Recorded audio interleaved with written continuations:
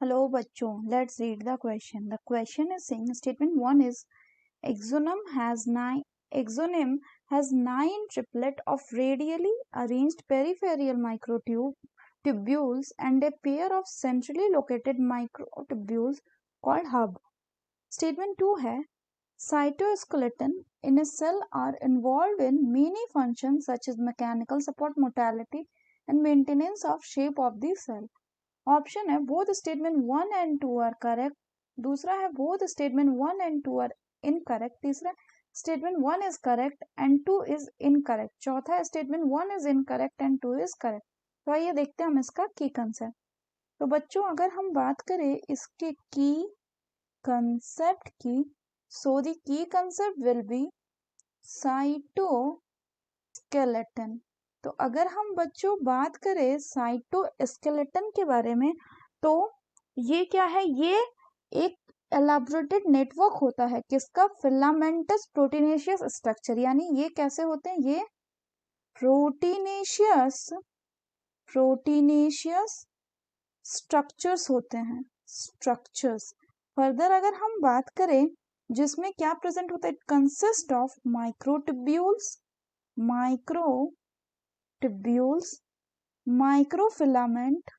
microfilaments and intermediate filaments,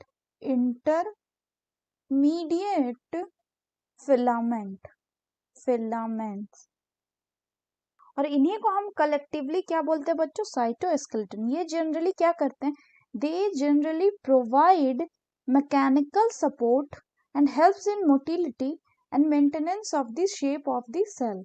तो they help in motility, mechanical support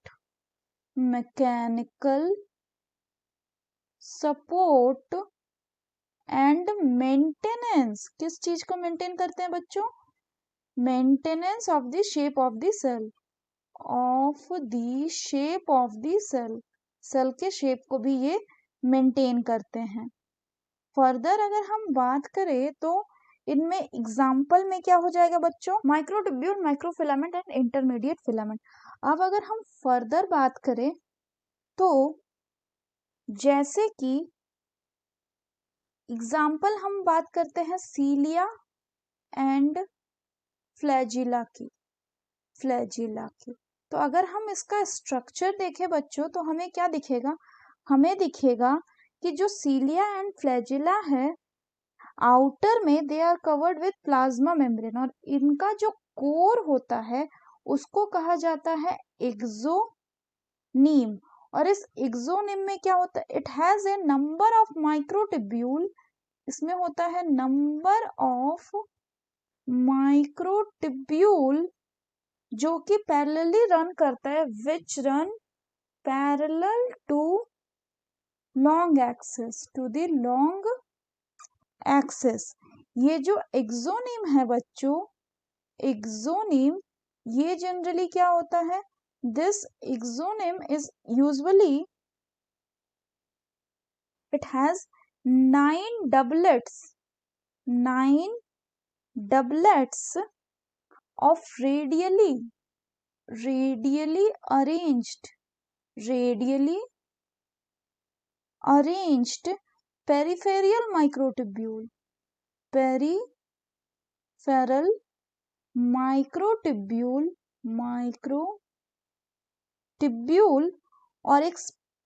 और plus क्या रहता है, और प्लस इनमें रहता है पेयर ऑफ centrally located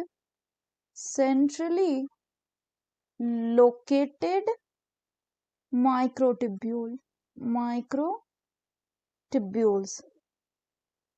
और इस तरह के अरेंजमेंट को कहा जाता है 9+2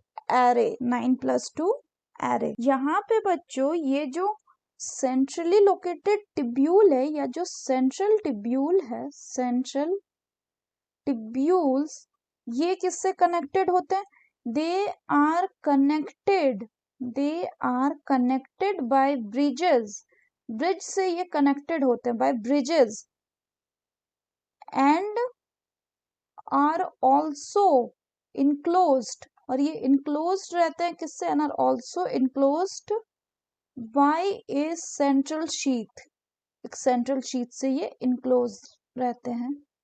अगर हम इसको एक डायग्राम से समझे बच्चों, तो ये हो गया क्या बच्चों, इनका डायग्राम, जिसमें ये क्या है, this is the plasma membrane, plasma membrane, this is what, this is the peripheral, ये पेरिफेरल माइक्रोट्यूब्यूल है, माइक्रोट्यूब्यूल्स है, जो कि किसके फॉर्म में प्रेजेंट होता है बच्चों, which are present in the form of doublets.